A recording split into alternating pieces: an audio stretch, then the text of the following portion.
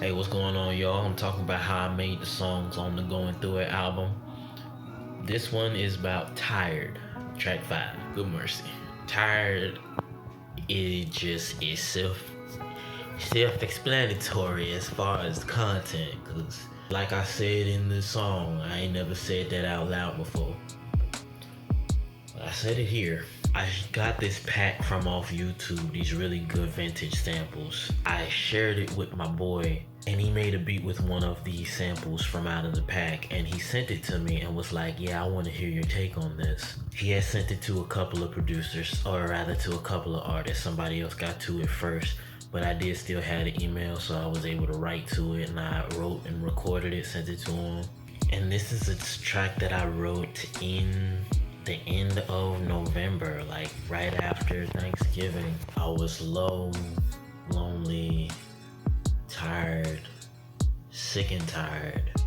And I've been that way, just here's, I guess, high, here's low. And I just had been here for a good long while. But it may have been a week or something before I got back to Brody with the writing that I had done, and by that time somebody else had gotten to it. So I let the song just sit on the hard drive and on the email for that long while. But then once it got close to the time for me to release this album, because I knew for graduation I wanted to release an album called Going Through It, where I talked about the things that I had been through throughout the time I was in college, and I knew that this song needed to be on there. So I looked up a couple of tutorials on how to sample proper, like how to do good sampling, and I took some of the samples from the same pack. I took like 3 samples from out that pack and did different things with each of them.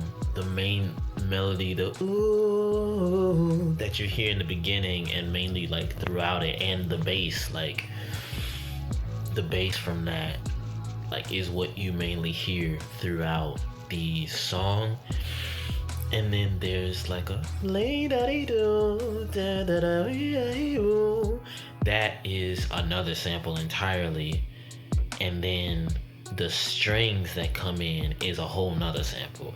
Actually, I took the first and figured out what key that sample was in, and then I just took that part. I stretched it so it would fit 4/4, and then I looped it over and over again, and then I took the other 2 and brought those 2 into that one's key and did entirely different things with both of those. So that's how that came to be. And I actually like modeled the drums from off of my bro's beat for mine. So it's the same like beat pattern, but it's, you know, of course, completely different sample work. And I realized at this point that I had made a little section for a kind of chorus. So when I, you know, in this time of revisiting this song, that's when I wrote the, I don't know what to call that section of the song, the I've been tired for a long time, that part. And I love that part. I actually have just a little bit of auto-tune on that joint, not enough where it would make super of a difference, but if you can hear it, you can hear it. It's like I'm not T-Paining, but I'm like, I made it like to where it would be organic, where it would still snap the pitches right, but it would be organic.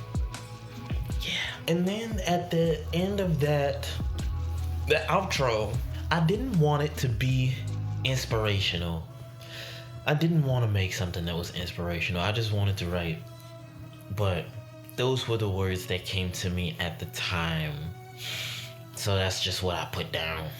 I full well know that folks who listen to this song that know me, when you hear it, you're gonna be concerned. You're right to be concerned. I felt those ways and those feelings come and go. But like I said in the song, no plans, just an experience, you know. But as for whoever hears the song and feels the same ways, I hope that if you didn't have words to describe what you went going through before, that you have words to describe it now. Oh, I wanted to make sure I clarify something about the end of Tired, about the last verse.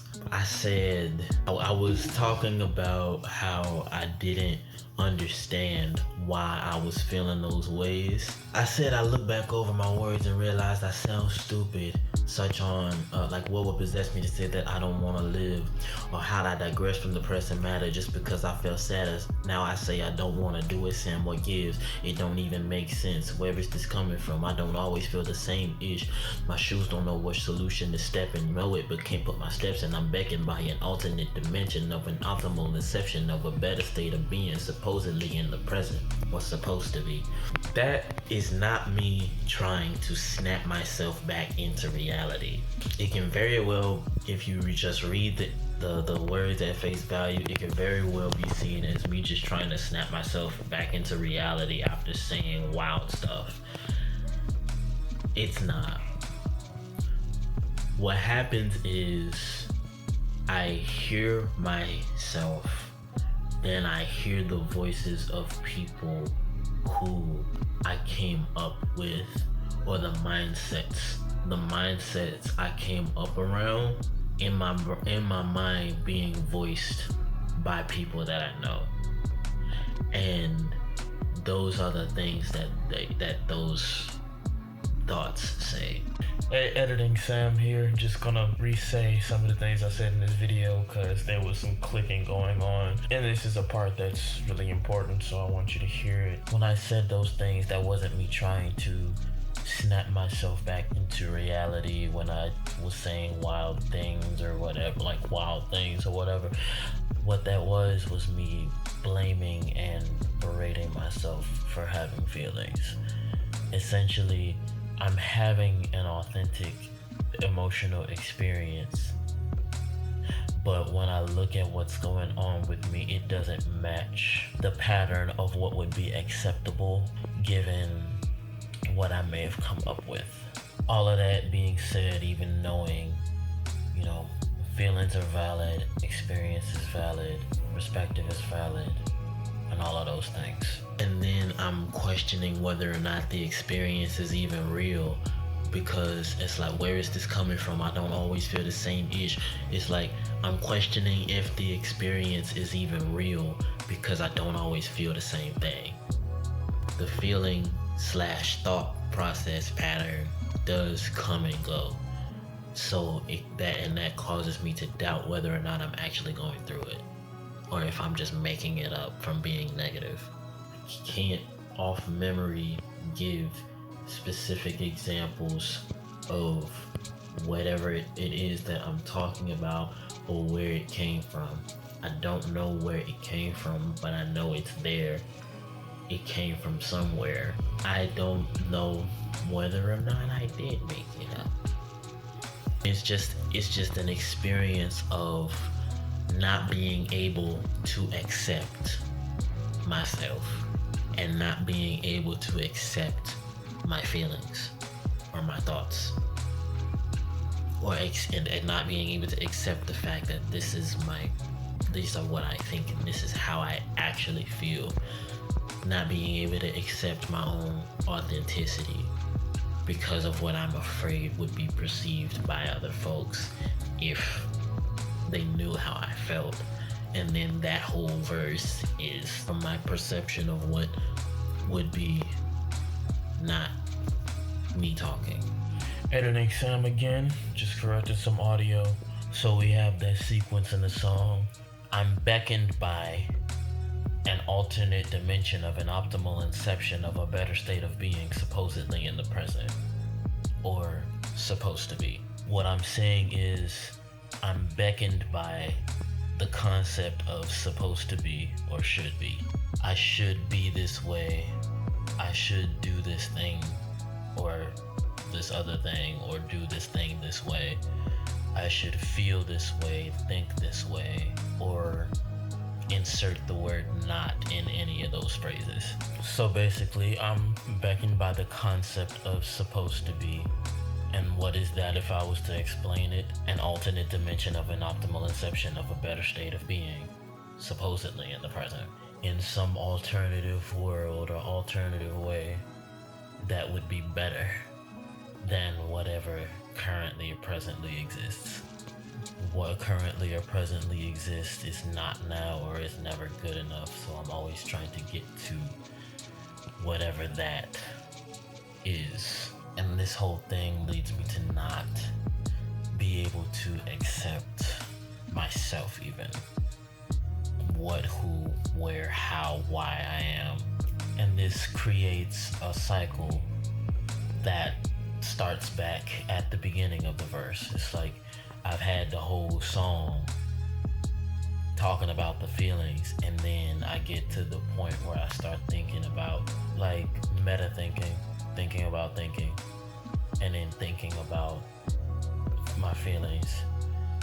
And that's when it gets to that point. I look back over my words and realize that sounds stupid, and then go through the rest of the verse. So that's what that whole section of that verse means. It's not me trying to snap myself back into reality. It's a self-berating myself for having feelings. All right, back to the clip. With all that being said, I hope that it was a helpful song. And for those who it would be helpful for, it will be. For those who probably wouldn't understand how it could be helpful, I'm glad you don't understand. Although you probably kind of need to understand how it would make sense that would be helpful, because you might need to help the people in your life who would understand that it would be helpful for them. I hope y'all are enjoying the album. Stream it, share it, buy it where you can, and I hope y'all will. Be easy.